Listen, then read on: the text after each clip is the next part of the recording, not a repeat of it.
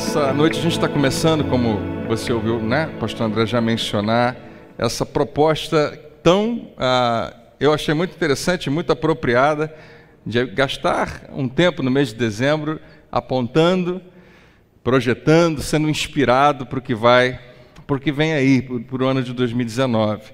Nós já temos aqui nessa igreja, vamos no ano que vem completar 15 anos de vida aqui nessa igreja. Ano que vem, essa igreja é debutante, né?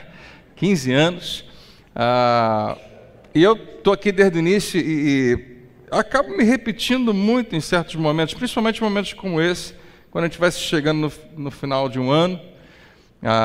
E a gente, como eu digo para você, né, eu me repito muito porque a gente não foge muito das ideias, do que isso significa. Raramente eu encontro alguém, ou quase nunca, alguém que vai dizer, não, para mim dezembro é como qualquer outro mês do ano, não tem diferença nenhuma, janeiro é só mais um mês. Não, a gente sabe que tem um ambiente diferente, talvez uma atmosfera diferente nesse final de ano, pensando em início de ano. Para a maioria das pessoas, é um tempo que a gente reflete sobre algumas coisas, a gente projeta algumas coisas, a gente faz uma análise do que a gente não conseguiu fazer, do que a gente conseguiu conquistar. E eu achei apropriado falar para você que existem coisas que você pode fazer agora, que você pode pensar agora, que você pode projetar para ter sucesso em 2019. E, na verdade, essa expressão ter sucesso, eu não sei como é que ela toca no seu coração, como é que ela vem, né? Quando você ouve isso, como é que você processa na sua mente ter sucesso? Como é que você processa a expressão? Se alguém disser para você, como você pode ter sucesso?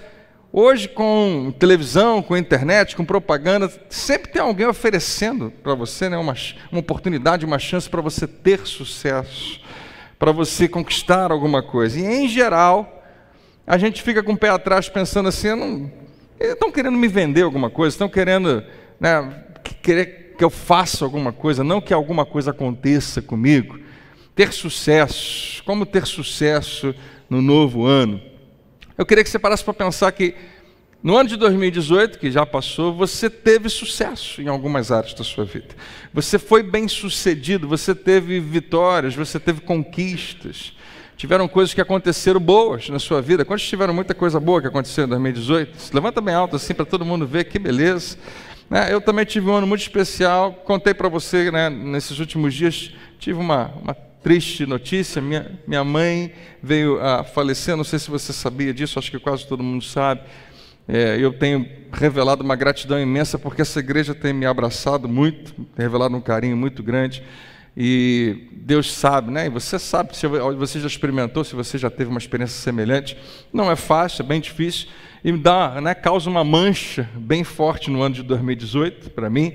Mas, ao mesmo tempo, eu lembro de muita coisa boa que aconteceu durante esse ano. Sim, houveram conquistas, houveram vitórias e houveram fracassos também. Houveram coisas que você não conseguiu fazer. Talvez aconteceram algumas coisas esse ano que você considerou, eu fracassei nessa parte aqui, eu não cheguei onde eu queria chegar, eu nem comecei a fazer o que eu deveria ter feito aqui. A gente faz planos para perder peso, né? E no final do ano a gente ganhou um pouco mais. A gente faz planos de começar um curso, de aumentar um pouco mais o nosso conhecimento em uma determinada área, e o ano termina, a gente fala, meu Deus, eu nem me matriculei, eu não fiz nada em relação a isso. A gente faz, planos para estabelecer algumas coisas, para resolver alguns problemas, para arrumar umas questões relacionais. Eu vou conversar com aquela pessoa, eu vou resolver esse assunto, e o ano termina, e a gente faz uma análise, eu não consegui. Então, se você teve fracassos, sim, e você teve sucessos, é isso que eu queria que você pensasse. Eu sei que o seu desejo é ser bem-sucedido em tudo que você puder em 2019. E se eu perguntar, eu já sei a resposta, né? Quer ver só? Quantos aqui querem fracassar de verdade em 2019? Então, ninguém quer, né? A gente não faz planos para dar errado, para as coisas não funcionarem. Eu achei de uma inspiração muito legal quem bolou essa ideia dessa imagem, porque eu queria que você ficasse com essa imagem aqui na sua mente. Eu não posso levar o crédito por essa imagem, não tem nada a ver com isso, mas eu gostei demais da ideia, porque você está vendo uma mão, né? e uma chave que não está flutuando, ela está caindo na mão, né? Essa pessoa está recebendo uma chave. E eu gostei muito da ideia, porque embora aqui não esteja escrito chave, né? Está escrito dicas para o sucesso, no fundo o que está acontecendo é que o que a gente vai estar trazendo para você nas próximas quartas-feiras são chaves espirituais, são princípios que, se você utilizar propriamente, abrem portas, abrem oportunidades, abrem espaço para que Deus opere na sua vida, para que haja manifestação. Tudo que a gente quer é manifestação do poder de Deus, do amor de Deus, da graça de Deus na nossa vida. É o que nós estamos desejando, é isso que significa ser bem-sucedido. É quando Deus opera na nossa vida. Alguém diz amém? Então, o que eu queria que você guardasse nessa imagem é que não é Deus que está abrindo a porta, é Ele quem está te dando a chave. Fala para quem está do seu lado, Ele te dá a chave. Você abre a porta. Ah, pastor, vai dar trabalho então, né? Eu achei que Deus podia fazer tudo, agora eu tenho que fazer alguma coisa, eu tenho que abrir alguma coisa. Deus planejou assim desde o início. O tempo todo Ele nos dá todas as condições necessárias para a gente vencer. Mas há uma parte que cabe a nós, e nós não podemos fugir dessa responsabilidade. Então eu creio que durante essas quartas-feiras você vai receber chaves. E eu e os pastores, quem estiver pregando, nós não somos os responsáveis, nós vamos apenas falar para você que essa chave já foi entregue a você. Nós vamos apenas lembrar a você e trazer à luz essa verdade de que Deus já te deu algumas chaves. E está na hora de começar a abrir porta, em nome de Jesus. Amém?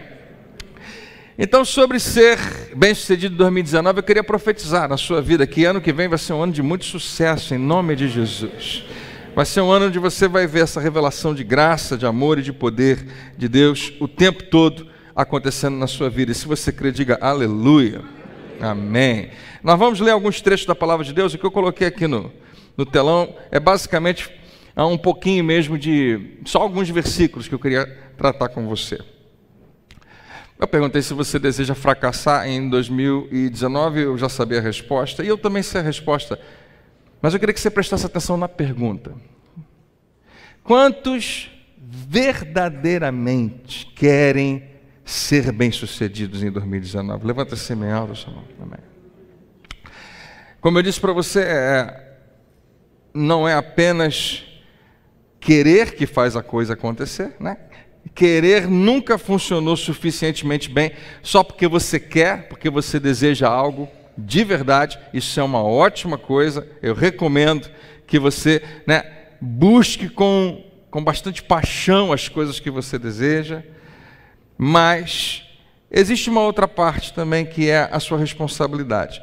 A minha pergunta que eu queria que você pensasse, por isso que eu queria que você observasse como eu fiz a pergunta, é: será que Deus realmente quer isso para você? Será que Deus realmente deseja que você seja bem-sucedido?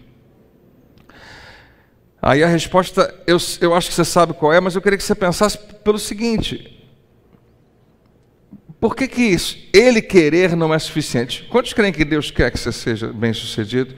Mas nem sempre nós somos.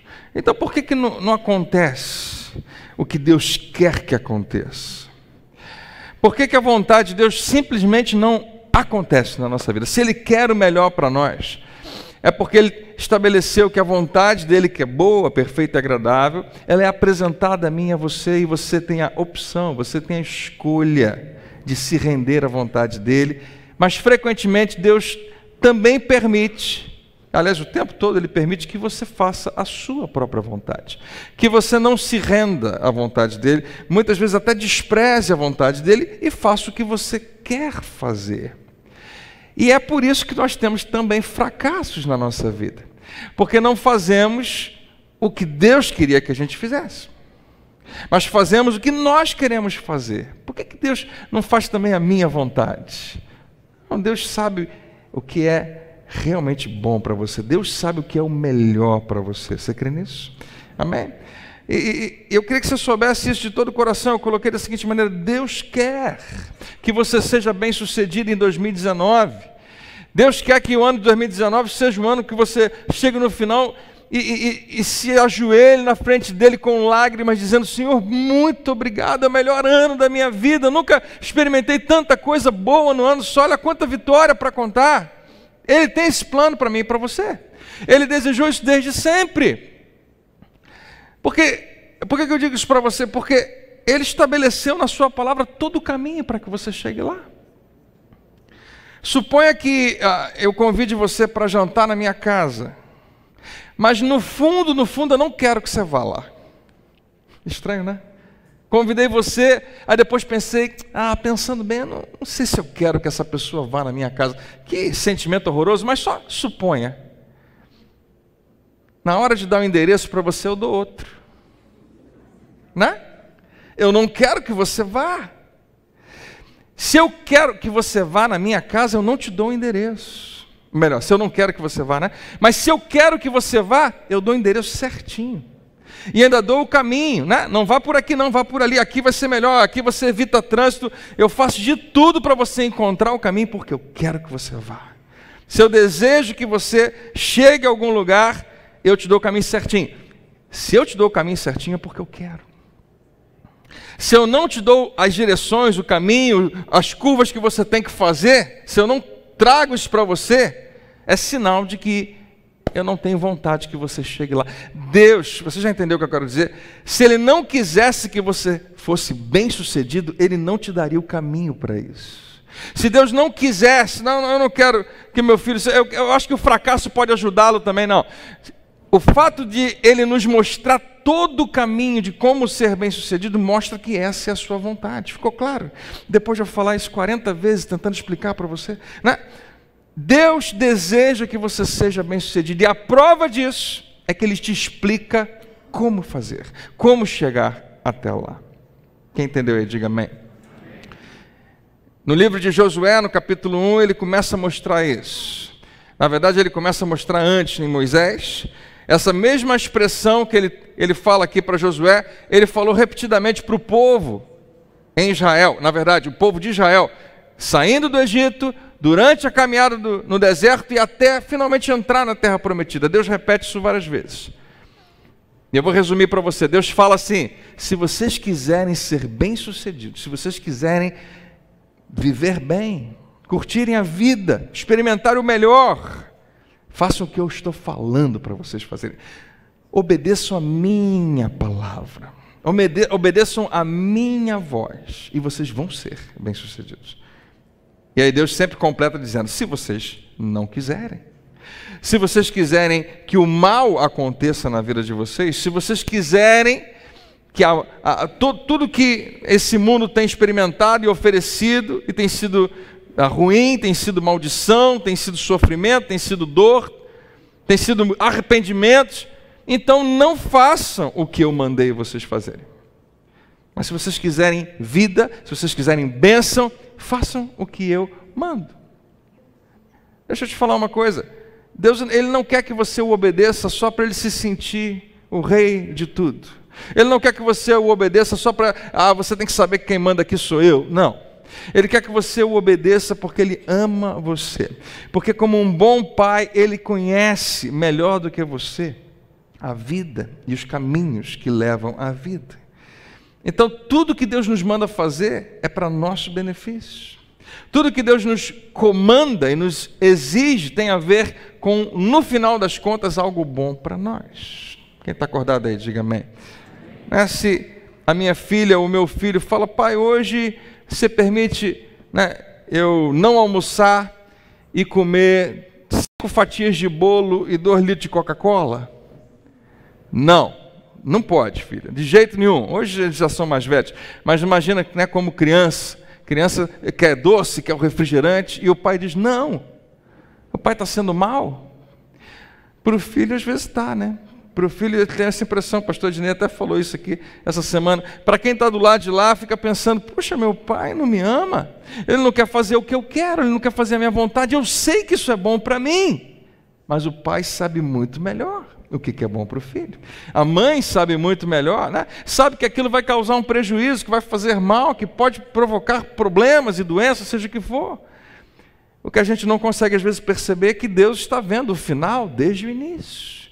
que Ele consegue ver a imagem completa enquanto a gente só vê um pedacinho. Que Deus consegue ver o que vai acontecer daqui a 5 anos na sua vida, mas você está focado no agora. E se o que está acontecendo com você agora é ruim, você não consegue imaginar qualquer outra coisa, você não consegue pensar em qualquer outra coisa. Você só consegue pensar, por que Deus não resolve logo isso? Mas a vontade dele continua sendo boa, perfeita e agradável. E nem tudo o que acontece na nossa vida é bom, mas a promessa bíblica é que tudo juntamente coopera para o bem daqueles que amam a Deus. Você crê nisso? Quando Deus chega para Josué, ele repete algo, só que ele dá uma ênfase interessante sobre a responsabilidade que Josué tem. Ele fala assim, não deixe de falar as palavras desse livro da lei e de meditar nelas de dia e de noite. Finalmente Israel tinha um livro da lei, antes não existia, mas Deus agora tinha estabelecido junto com Moisés tinha acabado de morrer, então há pouco tempo atrás aqui, Deus tinha estabelecido uma quantidade imensa de leis, que não eram, como eu disse para você, ruins para o povo. Na verdade, não existia nenhum outro povo com qualquer lei parecida com essa. Todos os outros povos viviam numa civilização, nem civilização era um barbarismo, uma violência, tudo que você puder imaginar, o tempo todo. E Deus chega para Israel e estabelece, vocês vão ser diferentes, estabelece um monte de leis para proteger o seu povo, para que eles honrem uns aos outros, para que a vida comece a melhorar. Nós não fazemos ideia, mas quem nós somos hoje como nação brasileira, tem a ver com o que Deus falou lá atrás para esse povo. Foi onde tudo começou a se ajustar. E agora vocês têm uma lei, só que tudo era muito novo. E Deus fala, você tem que abrir a sua boca, Josué, e falar a respeito disso. Eu queria chamar a sua atenção para esse verbo. Não cesses, não deixes de falar as palavras. Eu acho que uma das maiores fraquezas do povo cristão hoje é não compreender que a palavra de Deus, especialmente a palavra revelada no Novo Testamento, a palavra de Cristo, não pode ser simplesmente algo que a gente pensa, não pode ser apenas algo que a gente medita e não coloca nos nossos lábios. É tão precioso e tão poderoso ter a palavra nos lábios. Eu tenho um privilégio fantástico de poder pegar a palavra e falar para você. Mas não tem nada a ver com isso, isso não é suficiente. Eu preciso falar essa palavra para mim, eu preciso ter ela no meu coração e nos meus lábios frequentemente. Quando eu experimento um vale na minha vida, quando eu experimento um sofrimento muito grande, quando um desafio aparece na minha frente, quando uma grande decisão tem que ser tomada, a palavra dele precisa estar nos meus lábios, porque se não tiver, outras palavras vão ocupar esse lugar, vão querer estar nos meus lábios. E Deus fala da importância disso. Você vai entender já onde que Ele quer chegar. Não deixe de falar e não deixe de meditar nessas palavras. Como eu disse para você, era a única coisa que eles tinham de Deus registrado, era aquela lei. Hoje nós temos um pouco mais, ou muito mais do que isso. E ele continua dizendo, não apenas você tem que falar, Josué, mas uma vez que você falar e mantiver isso vivo na sua vida, você vai poder cumprir, você vai poder praticar essa palavra, para que você, fielmente, cumpra tudo que está escrito ali. Mais uma vez, não é para Deus, me sentir o rei da cocada preta, não é para eu achar que eu que mando em todo mundo, está todo mundo me obedecendo, não, é para o seu bem, é para que você viva feliz, é para que você experimente o melhor.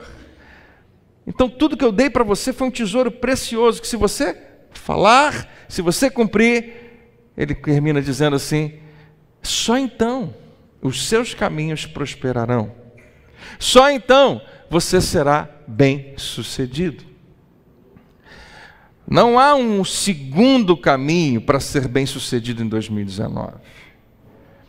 Há alguns atalhos que vão dar a ilusão de que você foi bem-sucedido. Há alguns atalhos que vão te trazer uma sensação de que você chegou em algum lugar.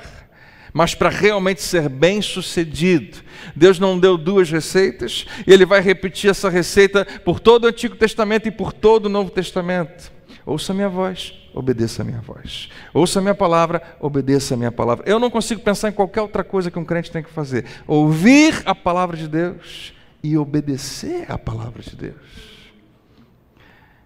E mais uma vez, isso não deveria ser tão complicado, é extremamente simples da gente entender. Às vezes é difícil de praticar, sim.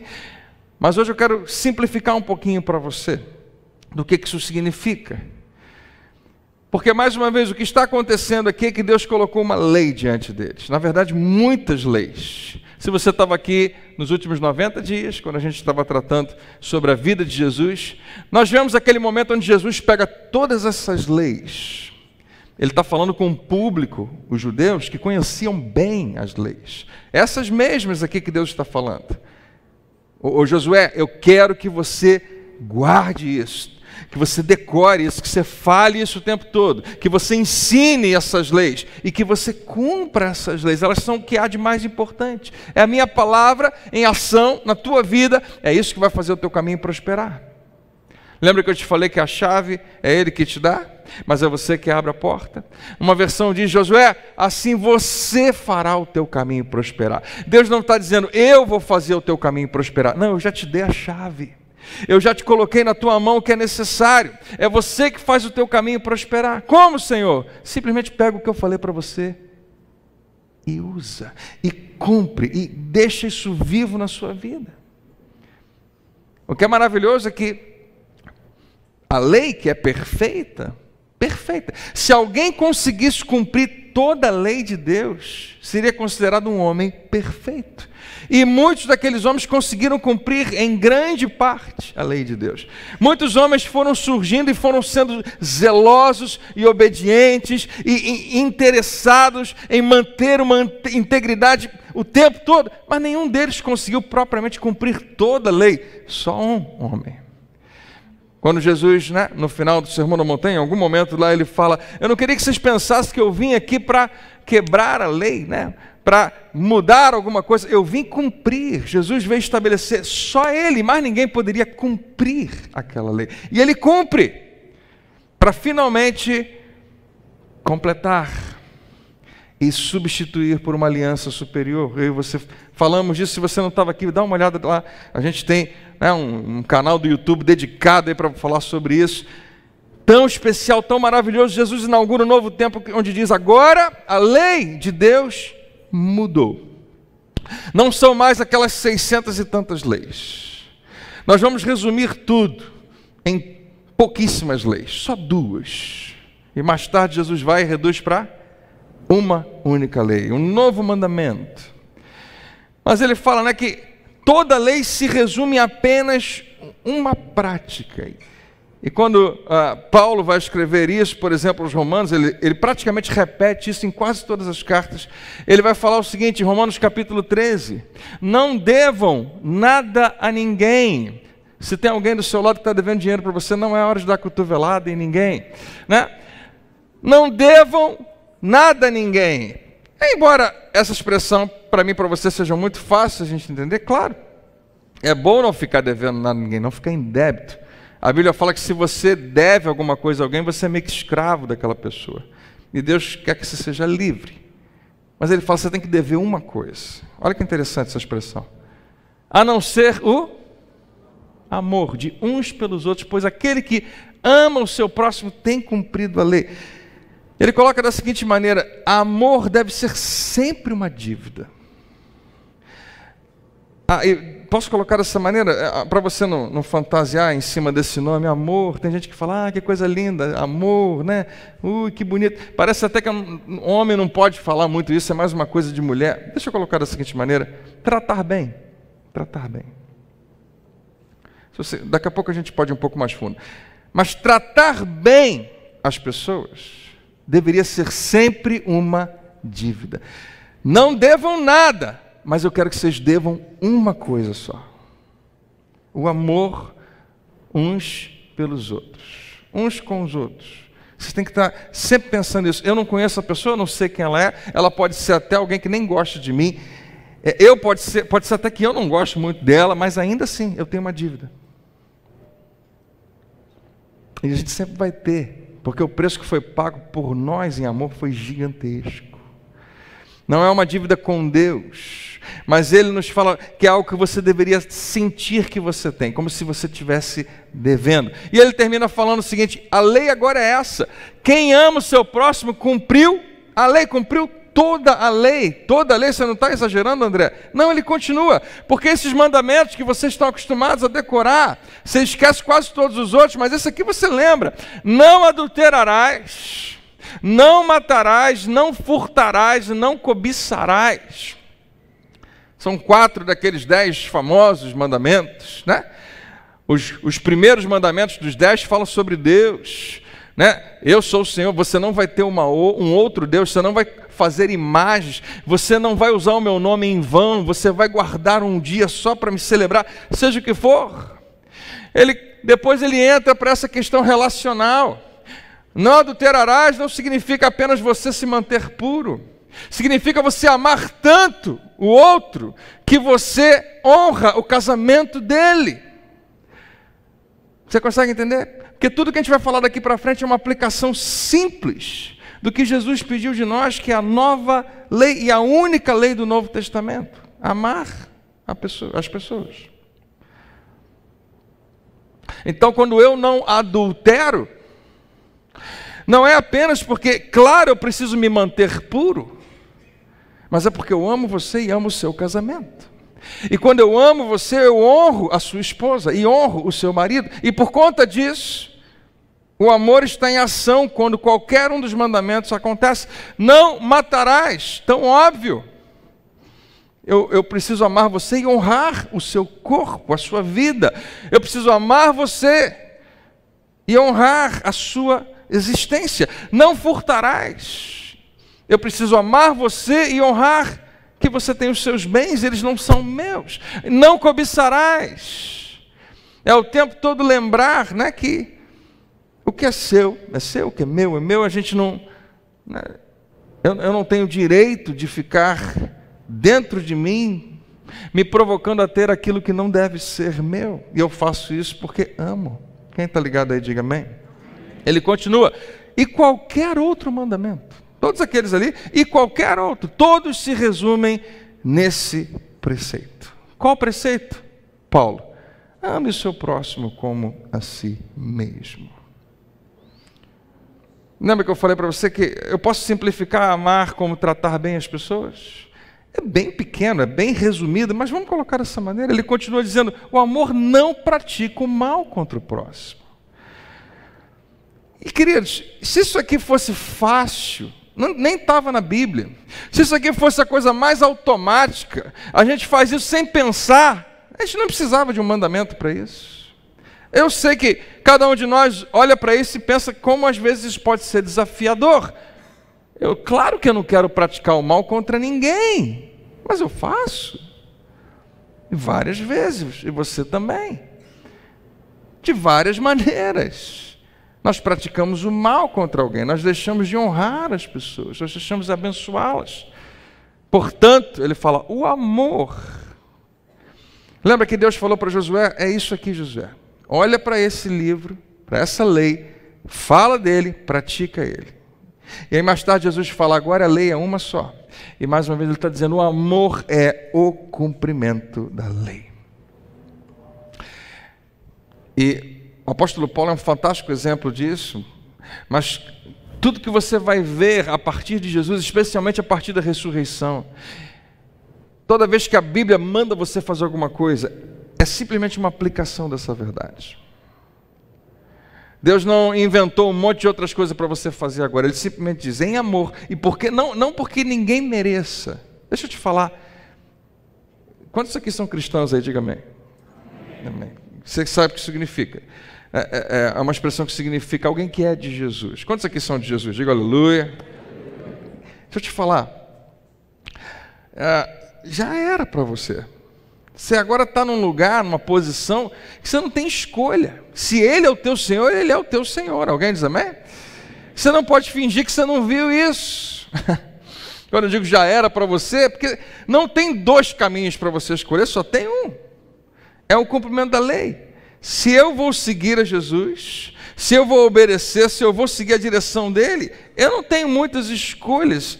A Bíblia diz que o amor de Cristo nos constrange. Significa aperta de um lado, aperta do outro, te coloca apenas com uma possibilidade.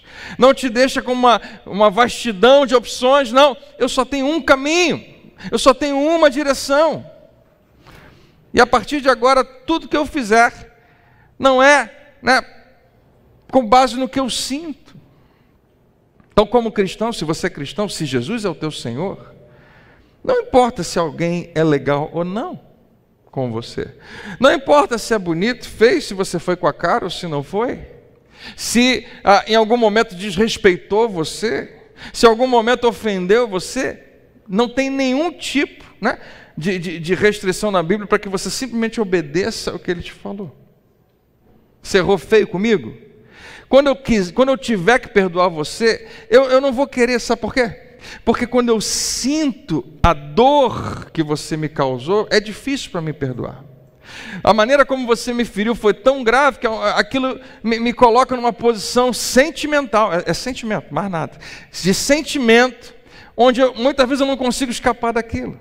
Então Deus não falou, perdoa por favor, porque a pessoa, você tem que entender, ela tem uma história, aquela pessoa não foi mal, entenda, não foi intencional. Deus não coloca nada disso, ele fala, você tem que perdoar, porque você foi perdoado.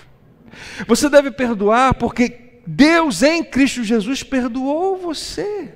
Então eu não amo você e perdoo você porque você merece, eu faço isso porque Deus fez por mim. Eu não perdoo você quando finalmente eu senti que chegou a hora. Eu perdoo você porque Ele já fez isso por mim há muito tempo atrás. Eu não perdoo você porque finalmente agora eu sinto. Não, Ele sem sentir nada me perdoou completamente de todo o meu pecado. Quando eu amo você, qualquer pessoa, e não tem nada a ver com sentir alguma coisa por alguém, mas fazer alguma coisa por alguém, é porque Ele fez primeiro. Quem está acordado aí? Paulo escreve aos Tessalonicenses, e esse texto, eu vou ler para você alguns versículos, todos são pequenos, só tem um ou outro grande, são bem pequenininhos os versículos, é uma aplicação dessa verdade. E as dicas para 2019, talvez algumas delas, não sei se você vai conseguir fazer todas, mas algumas delas podem ser muito práticas para você, hoje, em dezembro, e tomara aqui em todo o ano de 2019. Quando Paulo termina de escrever a sua carta aos Tessalonicenses, a primeira carta, assim como ele fez em Romanos, assim como ele fez escrevendo para os Romanos, escrevendo para os Efésios, escrevendo para outros, ele termina dizendo, olha, eu queria que vocês fizessem assim, eu queria que vocês parassem com esse negócio aí, eu queria que vocês mudassem isso, eu queria que vocês começassem a pensar nisso aqui. E ele dá um monte de ordens, todas elas têm a ver com esse único mandamento. Tem a ver com a maneira como você trata as pessoas, mesmo quando nem parece. Por exemplo, tem uma hora que Paulo fala, eu queria que vocês vivessem uma vida sempre alegres. Já viu, Alegrai-vos. Imagina, eu chegar para você e falar isso, A gente faz isso aqui no culto.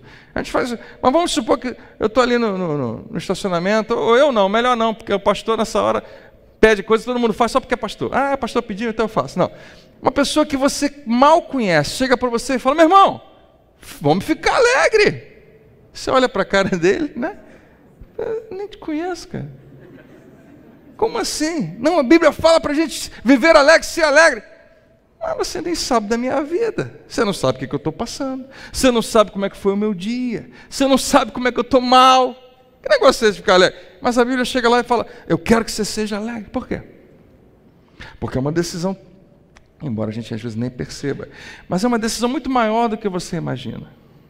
Uma decisão de você se alegrar, apesar das circunstâncias, significa que você tem uma mentalidade que olha para Deus antes de olhar para as outras coisas. E sabe que Ele guarda você e tem um bom plano para a sua vida. Tem mais, tem muito mais. Quando eu digo para você que isso é uma aplicação da sua vida relacional, de como você toca na vida das outras pessoas, eu e você sabemos muito bem, ninguém gosta de ficar perto de gente rabugenta. Ninguém gosta de ficar perto de gente que, desculpa a expressão, é antipática, que não dá um sorriso, que é carrancudo o tempo todo, que está sempre chateado, que está sempre reclamando. Mas quando a pessoa está alegre, ela atrai a gente. Ela é um imã, você já percebeu isso? Todo mundo gosta de ficar perto de gente alegre. Todo mundo gosta de ter comunhão, relacionamento, vida com pessoas que estão para cima. Quando você se alegra, apesar das circunstâncias, você aumenta a força dos laços que você tem com as outras pessoas, e Deus ama isso. Mas não é o que eu estou sentindo. Ele não perguntou se você está sentindo. E ele fala: vivam em paz uns com os outros. Pastor, isso é a cara da Bíblia, né? Tinha que estar lá mesmo. Vivam em paz uns com os outros. Paulo está terminando a carta dizendo: eu queria dar mais dicas para vocês. Vivam em paz uns com os outros. E tudo que ele vai falar agora diz respeito a: você não pode controlar o que o outro vai fazer. Você não pode controlar se a outra pessoa vai querer estar em paz com você ou não. Mas eu queria que você fizesse isso. Eu queria que você assumisse o domínio e o controle dessa parte que é tua. No que depender de você, viva em paz. Eu já quebrei esse mandamento hoje. E você talvez também, né? Às vezes a gente perde a paciência, se irrita com alguma coisa, mas eu preciso lembrar, isso é tão importante. A maneira como eu vou revelar Jesus propriamente a pessoas que nunca o conheceram, talvez seja só fazendo isso aqui. Eu lido, e você também, com gente que não frequenta a igreja como você. A gente trata com gente que não faz nem ideia, não sabe o que é um ambiente familiar agradável, feliz, vive uma outra realidade, vive um sistema diferente. Imagina se essa pessoa tem contato contigo e fica impressionada como é que você consegue, apesar das pressões, apesar das provocações, apesar de alguém que está perseguindo você, você mantém a paz e a alegria. Essa pessoa fala: tem alguma coisa em você que eu preciso descobrir, porque eu queria viver assim. Nessa é aquela hora que você faz uma cara de inteligente e fala: depois eu te conto o que é que eu tenho. Vamos no PG comigo que eu vou te contar. Vamos lá no culto, na igreja, vamos bater um papo, deixa eu te apresentar a razão porque eu consigo viver em paz, apesar das guerras. Quem está acordado aí? Exortamos vocês, irmãos. Eu achei fantástico isso aqui. Paulo, quando está escrevendo isso aqui, ele começa... Isso aqui é uma ótima passagem bíblica para reunião de ministérios. Porque ele começa falando assim: o pessoal que trabalha, vocês devem honrar as pessoas que estão acima de vocês, liderança.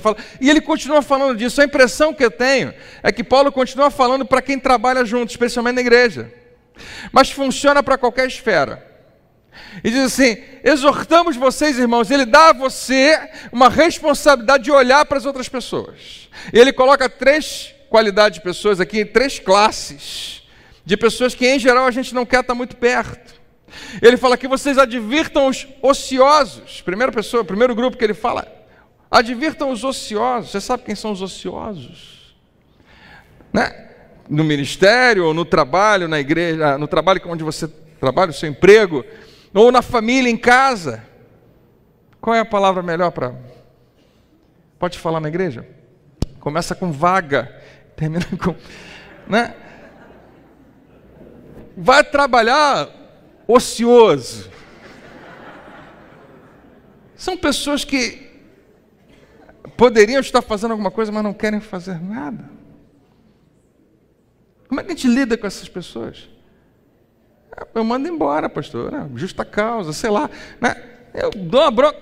A Bíblia já está dando: advirtam, tem que ser divertido. E o que é advertir alguém? Chamar a atenção, sim. Mas você sabia que existem várias maneiras de você chamar a atenção de alguém? Existem várias maneiras de você chamar alguém para correção, várias. E existem várias maneiras erradas de fazer isso. E existem várias maneiras certas de fazer isso. Quando você vai ter que fazer aquela chamada local a cobrar, trazer alguém para perto e falar. Ele está falando porque é uma responsabilidade sua. Quando você não confronta a pessoa errada, você está errado. Você tem a responsabilidade de confrontar. Mas ele vai explicar no finalzinho. Olha aqui no finalzinho, eu não cheguei lá. Sejam pacientes. Então isso está incluído na maneira como você vai advertir. Se você vai corrigir alguém, disciplinar alguém, tem que ser com base nisso, em amor. E tem que ter paciência, que alguém diga amém. Advirtam os ociosos. Os ociosos são pessoas que a gente, em geral, vai até advertir, mas chega uma hora que a gente larga de mão e fala: não quero mais saber. Não. Você tem uma responsabilidade, porque você vai ajudar. Quando você adverte alguém, pode parecer, quando você disciplina alguém, que você está fazendo mal, você está fazendo um bem muito grande naquela pessoa. Quantos sabem do que eu estou falando? Né? Nós queremos, nós não sabemos, mas nós clamamos dentro de nós por gente que vai nos ajudar, gente que vai nos corrigir. E pessoas que precisam ser corrigidas por você também estão pedindo isso, especialmente nossos filhos, crianças, adolescentes, empregados, marido e esposa, com muito cuidado, precisam ser advertidos também, com paciência, com amor. Depois ele fala, confortem os desanimados, observem os ociosos no seu convívio, observe também os desanimados que estão no seu convívio, não ignore eles. Não finja que você não viu. Não, seja alguém que vai lá trazer conforto, porque o desânimo é real. A tristeza que está ali é real. Seja o que for. Meu Deus, eu perdi as contas onde isso aconteceu na minha vida, e eu já vi acontecer na vida de muitos. Alguns estão até aqui hoje. Que tudo que precisava era só de uma palavra para o desânimo ir embora. Estavam realmente desanimados. Não quero mais, eu vou sair desse negócio, eu vou desistir, seja o que for. E bastou alguém chegar, e eu não entendo essa mágica, não entendo. Alguém que chega e fala, querido, fica mais um pouco, dá mais uma chance, não desiste não. Quando eu falo isso para você, parece que alguém vai ficar só porque eu falei isso, e a pessoa fala, quer saber, era isso que eu precisava repensar, agora você está falando isso para mim. E como é importante. Dicas para 2019. Conforte os desanimados. O que eu ganho com isso, pastor? Você vai ver já já. O desanimado vai ganhar bastante, mas você não faz ideia do que você ganha. Auxiliem os fracos. Aliás, essa é a prerrogativa de todo o ministério de Jesus. Você tem alguma força? Não é para você, é para o fraco, é para ajudar o fraco. Você tem algum poder? Não é para apenas te beneficiar, é para beneficiar quem não tem nenhum poder. Você tem alguma influência? Não é apenas para seu benefício, é para quem não tem voz ter alguma através de você. Você tem algum dinheiro, algum bem? Claro que ele tem, a priori, ele vai te ajudar. Mas se você entender que Deus que colocou isso na sua vida, você vai entender que quanto mais você abençoa e ajuda quem não tem, você abre uma porta muito maior para ele fazer na sua vida. Você crê nisso?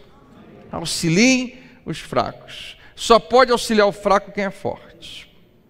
Fraco não consegue ajudar fraco propriamente, a não ser que ele se fortaleça de algum jeito. Então Deus está falando para você que tem alguma força, que se tem alguém fraco perto de você, você deve ajudar, você deve buscar ajudar. Sejam pacientes para com todos. E ele continua, tenham cuidado para que ninguém retribua o mal com o mal. Eu acho legal isso porque, como é que poderia estar escrito 1 Tessalonicenses? Você não deve retribuir mal com mal. Não, ele fala, tenham cuidado para que ninguém faça isso. Como se tivesse assim, fica alerta, fica olhando, observe a comunidade, observe o grupo, observe a família. Tenha cuidado para que ninguém... Eu ajudo você nesse sentido, você me ajuda nesse sentido, você adverte, né? Você chega para mim, André, deixa eu te falar um negócio. Cara, eu sei que esse cara foi mau caráter, eu sei que ele fez errado contigo, eu sei que ele falhou, mas antes de você retribuir, antes de você simplesmente... Deixa eu falar um negócio contigo, cara. Pensa como alguém que segue Jesus. Como é que ele faria? Você vai retribuir o mal com o mal? Eu preciso, né, que você me ajude nisso. Eu quero ajudar você em relação a isso, porque na verdade existe essa crise dentro de nós. Uma das sensações que a nossa carne mais ama é a sensação de injustiça, principalmente se tiver um pouquinho de vingança junto. Já percebeu os filmes que você mais gosta de assistir? É quando alguém é injustiçado no início, mas dá o troco no final. E às vezes é bonito, né? Tem uns filmes de ação, eu vou confessar isso para você, não é nada bonito, mas eu sei que é ficção, né? Tem uns filmes de ação que eu falo assim, quando essa pessoa morrer no final, tem que ser bem morrido. Não pode ser qualquer mortezinha, não é um tiro e acabou, não, tem que ter, não, porque ela fez um estrago tão grande, ela foi tão má. Alguém compartilha do mesmo sentimento? Só nos filmes? Só nos filmes. Amém. Que obrigado por você não me deixar sozinho nessa. Mas e quando é comigo e com você? Quando alguém realmente me feriu, alguém realmente me machucou? Eu preciso ser cuidadoso, eu não posso retribuir, mas você pode me ajudar. Eles falam assim: tenham cuidado que ninguém faça isso, mas sejam sempre bondosos. Eu, quando fui ler essa passagem, eu falei: como é que eu vou chegar na frente da igreja assim? Parece tão piegas chegar para a igreja e falar: sejam bondosos. Você sabe por que esse versículo está aqui? Você sabe por que ele está aí na sua Bíblia? Porque não é fácil ser bondoso. É um desafio para todos nós. É uma decisão que você precisa tomar. Sejam sempre bondosos uns para com os outros e para com todos. Eu acho que quando Paulo escreveu isso, ele pensou uns com os outros. Deixa eu botar mais um negócio aqui para ninguém ter dúvida, porque eu sei que as pessoas vão pensar uns com os outros quem está perto. Mas eu preciso que eles lembrem daquela pessoa que eles não querem ser bondosos. E colocar aqui, para com todos. E ele começa a falar: alegrem-se sempre. E mais uma vez, Paulo sabe, você também, Deus melhor do que todos nós, que tem vários momentos na nossa vida onde isso é impossível. Impossível porque o sentimento é esmagador. Mas você sabe que quando Deus fala com Josué, lá no primeiro capítulo do livro de Josué, o povo está chorando há 30 dias por causa da morte de Moisés. Chorar, o luto é absurdamente importante. Uma das coisas mais importantes que alguém pode fazer. Deixa eu contar um pedaço do que aconteceu no sepultamento da minha mãe, que me deixou muito confortado. Muita coisa, apesar da dor, muitas coisas importantes, boas aconteceram. A minha mãe ia ser sepultada na parte da tarde, eu e minha família chegamos, meu pai, chegamos de manhã, bem cedo, e o corpo já estava na capela. Foi um momento difícil para qualquer um, né? Que é filho, que é família. E eu sabia que seria muito difícil meu pai. Meu pai está casado com a minha mãe, estaria completando em dezembro 55 anos de casado. E um bom casamento. Casamento legal, né? Um casamento abençoado. Não aturaram um ao outro, né? Viveram bem, viveram felizes. São exemplos para muita gente, são exemplos para mim. Claro, não são perfeitos, mas foram muito apaixonados, muito abençoadores. E ele falou algumas vezes para mim, eu estou falando isso aqui agora diante da câmera, né? Que ele falou que não sabia como é que ia ser a partir de agora. E não tem como saber mesmo. Não sei como é que a vida vai acontecer. Mas eu achei sensacional, porque nós decidimos, eu e as pessoas da família que estavam ali, deixar ele sozinho e saímos. E meu pai ficou alguns minutos ali, sozinho. E eu percebi que ele queria ficar sozinho. Meu pai, ele é pastor há muito tempo. Ninguém precisa dizer para ele, ninguém, que minha mãe não estava mais ali. Todo mundo, né? E ele, principalmente, sabia muito bem que ela estava num lugar maravilhoso. Está num lugar maravilhoso. Impressionantemente maravilhoso. Mais do que a gente pode tentar imaginar. Mas ali estava o corpo com o qual ele teve contato durante os últimos 55 anos. A maneira como ele se relacionou com ela ainda estava ali, de certa maneira, representada. E foi muito, eu quero dizer para você de coração, foi muito importante ele conversar um pouco ali com ela. E falar algumas coisas. Foi muito importante eu chegar ali e falar: mãe, muito obrigado. Pela 50ª vez, eu já fiz isso muitas vezes. Foi muito importante os meus 2 filhos estarem do meu lado enquanto eu dizia isso para ela. Mesmo que ela não estivesse ali. Eu não sei se você compreende, mas esse momento onde a gente chora junto, onde a gente sente a dor junto, onde a gente, em algum nível, celebra aquela vida junto, é fundamental, é muito importante. E eu vou levar isso para a vida inteira. Eu falei para meu pai como eu estava orgulhoso dele, como ele é um herói para mim, por essa disposição de não ter preocupação de quem está olhando, quem não está olhando, dar tchauzinho lá para ela no final, seja o que for. Aquilo para mim é maravilhoso demais, porque mostra que ele consegue trabalhar isso dentro dele, ao invés de simplesmente fugir daquilo. Não quero ver, não sei como é que vai ser, e seja como for. Não, Aquilo é mais importante do que eu consigo explicar. Mas é importante. E eu não sei quanto tempo vai durar. Na verdade, eu consigo pregar para você hoje sem estar aqui me debulhando em lágrimas, porque Deus dá uma força sensacional na gente. E porque tem uma coisa no ser humano que eu não sei se acontece contigo, mas eu tenho a impressão de que vai demorar um pouco para eu acordar ainda. Né? Tem isso também. André, você não caiu a ficha? Não, caiu várias vezes. Mas é incrível como é que, para quem está experimentando aquilo, sempre é irreal. É irreal, né? Eu estou falando com pessoas aqui que experimentaram ou experimentam isso agora. Como é que pode? Está acostumada a vida inteira. Como é que ela não vai estar lá semana que vem? Como é que ela não vai estar lá no mês que vem? Não faz sentido. Mas é verdade. E a gente vai lidando com isso e a vida vai acontecendo. E eu ainda vou chorar muito. E meu pai também, meus irmãos também, minha esposa, meus filhos. Beleza.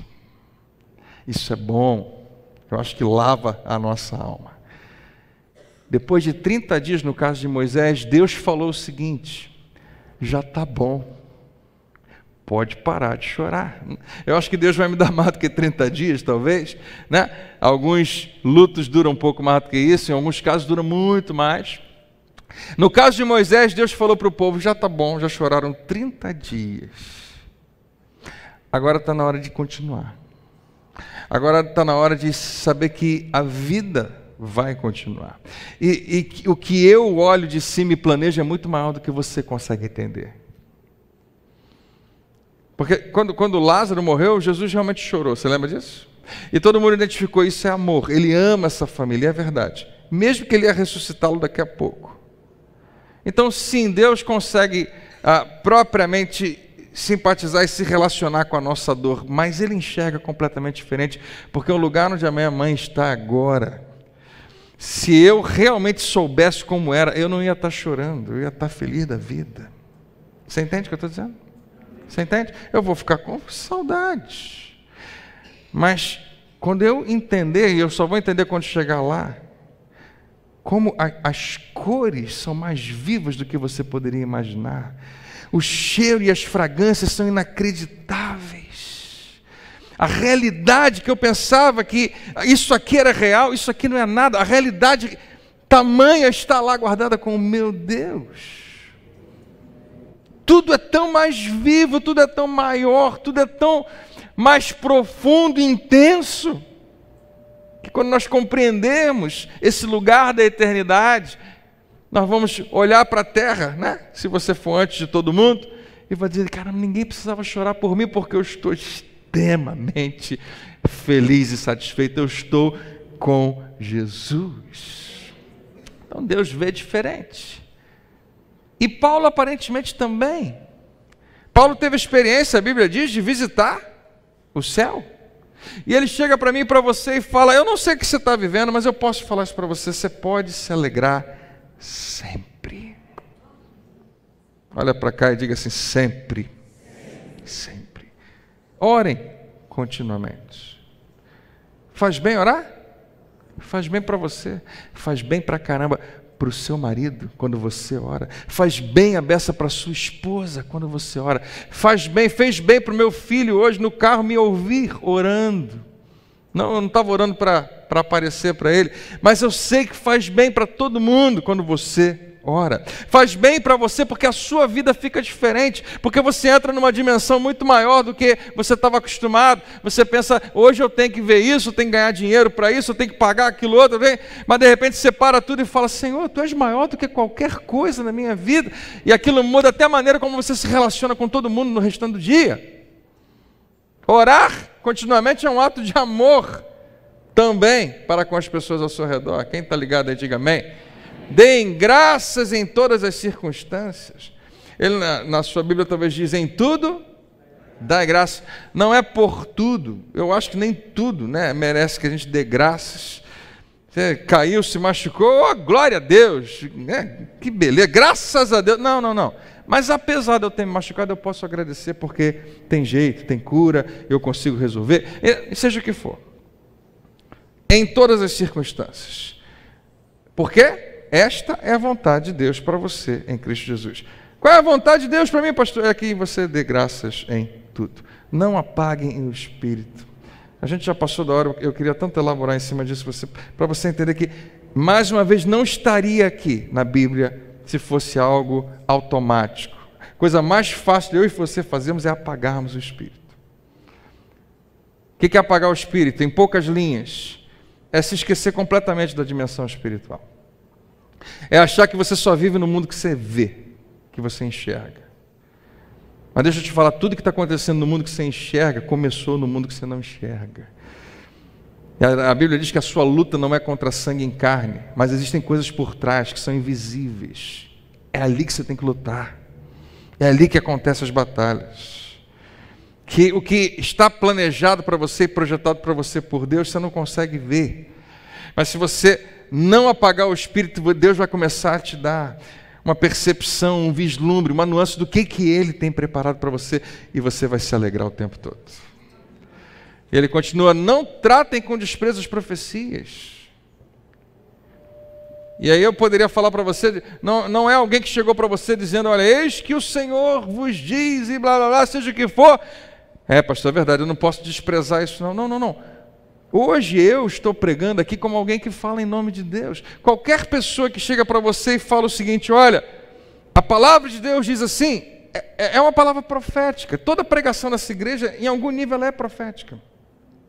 Porque é Deus falando através de homens. E agora que vem um negócio legal, ele fala para você não desprezar isso. Mas fala para você fazer outra coisa. Não despreza quando alguém chegar e falar, eu estou falando em nome de Deus, eu não sei como é que você vai entender isso, mas eu estou falando para você que a Bíblia diz isso e eu entendo dessa maneira, eu interpreto assim, como hoje eu estou fazendo para você.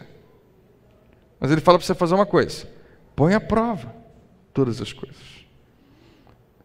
Nem tudo que alguém fala para mim que é de Deus, eu consigo receber e dizer, legal. Não, muitas vezes fica dentro de mim alguma coisa estranha, será que isso é de Deus? Mas Deus fala que eu posso provar, ou seja, eu posso confirmar na palavra, eu posso confirmar nas minhas orações, o Espírito Santo pode confirmar no meu coração, porque ele termina dizendo, fiquem com o que é bom. Amém?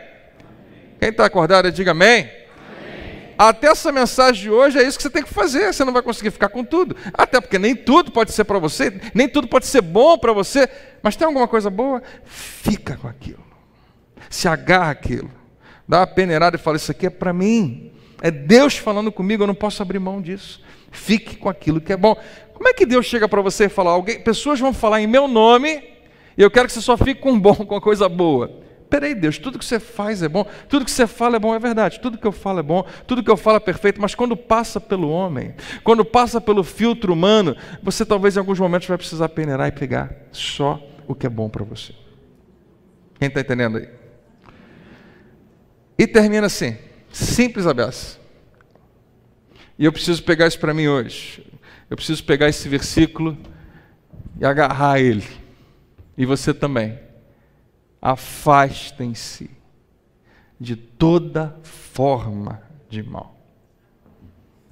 Preciso pegar e abraçar ele e dizer, isso não pode ser só o que eu li. Não pode ser só algo que eu concordei. Não pode ser só algo que é legal, interessante, é bíblico, é Deus. Precisa ser extremamente prático. Ele não diz assim, procura não praticar o mal, ele fala, afaste-se. Você sabe o que é se afastar? Se afastar significa que você estava perto. E se você estiver perto, 2 dedos, né? Você tem que dar um passo para trás. E daqui a pouco mais. Mas talvez se você estiver perto, porque o mal está a 1 quilômetro de você, mas você está indo naquela direção, daqui a pouco você vai estar perto. Ele está falando, dá meia volta.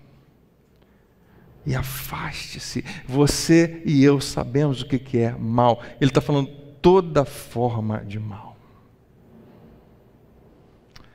Mas esse mal, Senhor, é tão legal. É tão divertido, me traz algum prazer, eu gosto, no final das contas eu não sei, eu estou aprendendo a conviver com ele, mas não é bom para você, filho. Eu nunca ia te pedir alguma coisa, eu nunca ia te pedir para se afastar de algo que é bom para você, eu nunca ia pedir para você se afastar de alguma coisa que está te fazendo bem, porque eu amo você, você é meu filho, eu só quero o teu bem. Quem entende isso, diga amém. Quando a gente terminar de ler esse versículo 23, nós vamos orar que o próprio Deus da paz os santifique inteiramente. Inteiramente. O que é isso, Paulo?